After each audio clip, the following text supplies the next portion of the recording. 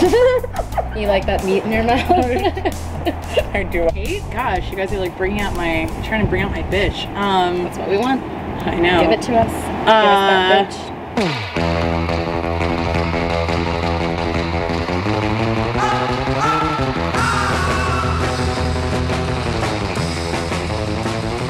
Welcome to Hot Tub Interviews with Porn Stars. Today we are here with Shakti. Hi. So let's talk about how you first got into sex work. Let's talk about it.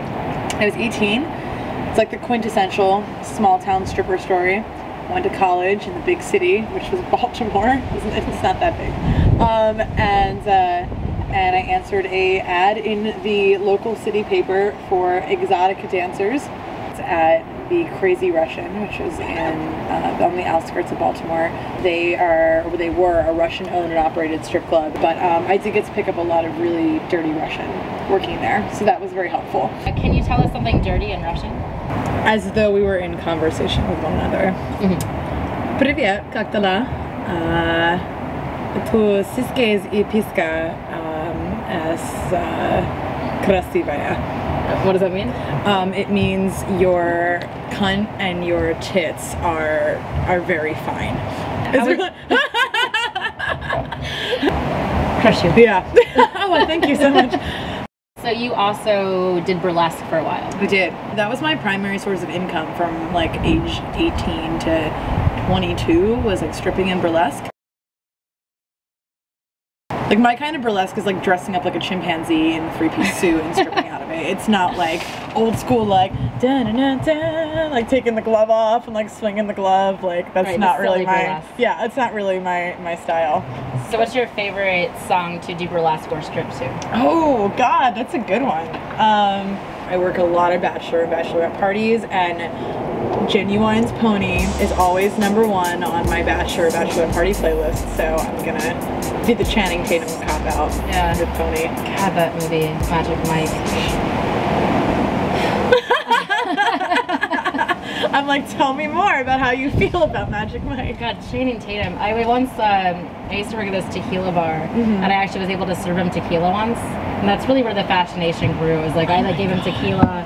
He said it was the best tequila he ever had. And I was like, what is your least favorite song to strip to or do burlesque to? Or type of music?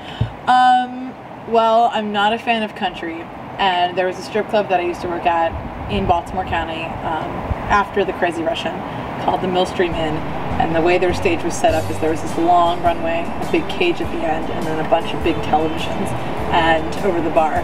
And I remember one day I was dancing and there was like country music playing for some god-awful reason, and I look up from the television as I'm like doing my sexy twirl, and I see a guy shoot a moose in the head on the television at the strip club, and I had to like keep spinning around this pole like everything was fine and this was a perfectly normal thing to see at a strip club. And since that moment I think I've always associated country music with like that kind of like just blatant unsexiness. For some reason when you said that originally I thought you said MILF Street M. Oh my God. Which I thought little was funny. do you know. Yeah, I was just like, I had no They idea. did have a pregnant stripper the last time that I was there. So. There's a market for that, I'm sure. There is a market. I don't understand the fetish, but I support it. Yeah, same. I do. Yeah. Yeah. There's a lot of fetishes like that for me. It's like, I don't get it, but I appreciate you doing it. Yeah, exactly. Yeah. So I mostly know you from doing Ultimate Surrender. And so you've done a lot of porn wrestling, per se. How did you get into that? Ultimate Surrender actually was responsible for popping my porn cherry. Basically, Stefanos and I, who we both know, I'm sure, used to staff the same kinky wilderness events out on the East Coast. And after a few times of seeing him at events, he was like, you know, you seem to really like wrestling, like you should really apply for this porno site. And I was like, porn, I don't know, like that's not really what the thing is. And he's like, you wrestle and then fuck girls. And I'm like, where can I apply for this thing? It sounds like a dream. And so then I was flying out there, I would say maybe like once every other month, and shooting US scenes. And I won my first match. I was so excited because I was so nervous. Because they like normally you expect like I'm coming in as a total newbie. I assume they would put me with another newbie because that would make sense. And the day before I flew out, they were like, oh yeah, by the way, we put you with Dylan Ryan. And Dylan Ryan was like one of my like first queer porn crushes ever. Like I've watched so many scenes of hers that I was just like, I lost it and had like a total fangirl moment. And also she's like an Amazon. And I ended up kicking her ass, and it was great. Princess Donna was directing at the time, and she let me do a reverse, like, dynamic thing at the end where I was like power bottoming. I was like topping from the bottom, but like just making her fuck me all over the place because she lost. It was the best. Yeah, I think the reality is that everyone wins. Right? Like, I mean, trust us. The last thing you want to do when you're done like 4 hours of shooting is like go back out there and like aggressively do choreographed fucking all over the mat for another hour. Like, it's just not, it's not what we want to do. I don't think that I have that kind of stamina. I'd be like, there was a point I was shooting for them where maybe like 10 or so shoots in where I actually like, it occurred to me that I shouldn't be trying to win. I was like, I should be actively trying to lose, because then I can relax and get fucked. And like I had to kind of like turn my ego down a little bit. You may feel a slight sting. That's pride fucking with you. It was great. I just started losing, and then I would just get fucked at the end, and it was perfect. if you could choose any old school WWE wrestler to wrestle, who would it be? Hands down, The Rock. The Rock? Hands down. Yeah, why? Because I feel like myself, along with every other like athletic queer, wants to like, half of us wants to like be The Rock, and the other half wants to fuck The Rock. And I would be content with either of those things, but he's been like one of like decade and a half worth of like crush-worthy material. Yeah. Like, I just want to climb him like a tree. So you've done some cam girl dominatrix things. Stuff, yes. So what is the weirdest request you've ever gotten? So one of my first webcam clients through Kink's platform, Kink Live actually, is a gay Australian twink who lives in Melbourne, and he was trying to work through his like obsession with women who wore cocks, and it was very, very confusing to him because he was like gay from the womb. Being a gay boy in his early to mid 20s, he also had an obsession with Lady Gaga, who I am told on a regular basis, normally when I'm at a gay bar, I look just like. Especially, I could see it. Yeah. I see it. So he wanted to do a series of intensive Lady Gaga role plays where I was Lady Gaga and he was my assistant backstage at a show, and I was screaming at him because he was failing to meet my demands, like a giant bowl full of only green M&Ms, or like, you know, water with approximately a fourth of a lemon in it, or whatever it was. And then I ended up punishing him by strap-on fucking him. I mean, I have a million, but like the Lady Gaga assistant role-playing was like one of my favorite. And all of this is over webcam, so I have no... Webcam work is so hard because there's no body in front of you to interact with. So you're basically, it's like playing to a green screen. So now you're doing a lot of educating, you teach classes. Tell me a little about that. Yeah, most of my work now is direct client work, so I see clients as a dominatrix, mostly to do like wrestling style domination, and then like my more vanilla jobs, I guess, is that I write about sex work for places like Cosmo and Vice, and a new really awesome progressive men's magazine called Mel, and then I teach a lot of workshops around like sexual pleasure and sex work literacy and advocacy and polyamory and non-monogamy. I've been doing that I've always held like educator positions at Sex Toy Store. I just accepted a gig to teach or to speak at Harvard about the intersections of queer identity and sex work in November, which I'm really excited about.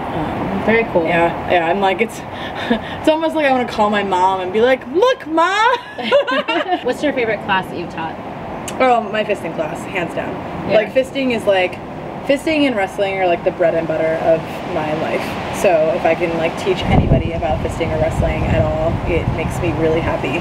And I just love fisting so much. Like literally, like my little. We get like, a good shot of the emblem. hands. Yeah, I have a really big hand too. You wide. Those are wide for fisting. I have big here. Give me. I need the. Yeah, there we go.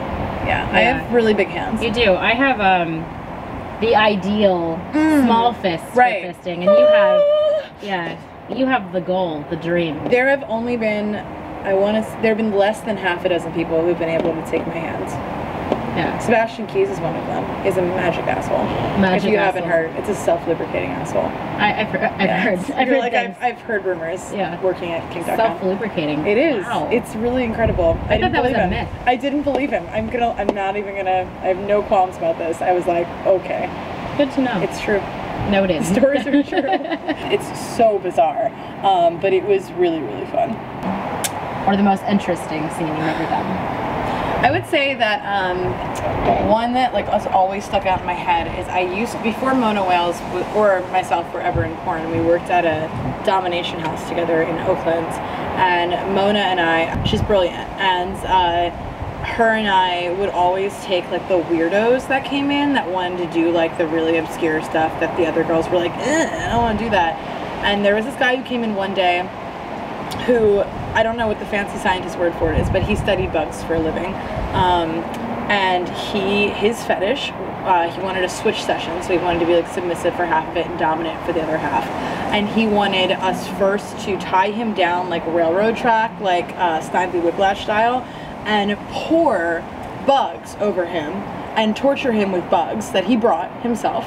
And then he wanted us to flip, and him and one girl would co-dominate another girl while we tied her up and poured bugs over her. And everyone was like, fuck that shit. Like, we do not want to be within 10 feet of that. And Mona and I were like, boo! So he brought this container of giant millipedes. Oh, that's the worst kind of bug. Cockroaches and crickets. And mealworms, the little tiny like mealworms. And we had a fucking ball. We just laid there and we just poured, but we had to like collect all the bugs to make sure, like, we'd see one escaping, we'd be like, oh shit, one's escaping, and we have to like wrangle it back in. And like, it was really lighthearted and like fun and wonderful, and definitely like the weirdest thing that I've done, I think. That's the best answer you could have possibly given me. I was always like the bug and reptile lady. That's like who I've been my whole life. Funny story, I was pre-orgasmic until I was 23. I've been sexually active since I was 13. I spent 10 years having sex without an orgasm, not for lack of trying. So I flew out to San Francisco for a graduate program at SF State, and I saw a sexological bodyworker after she spent a wonderful session with me, and to immediately go to the Valencia Good Vibration store and pick up a Hitachi Magic Wand, and I took it home and had my first orgasm. So San Francisco is actually the birthplace of my first orgasm. I love that. Right? It's a true story. Do you have any closing words you want to leave these wonderful viewers with? I would like to leave with the serious sentiment that we are all more similar than we are dissimilar, and the not so serious sentiment of I fully empower you to go out and fuck the world on your own terms. I love that. Fuck the world. Fuck the world on your own terms.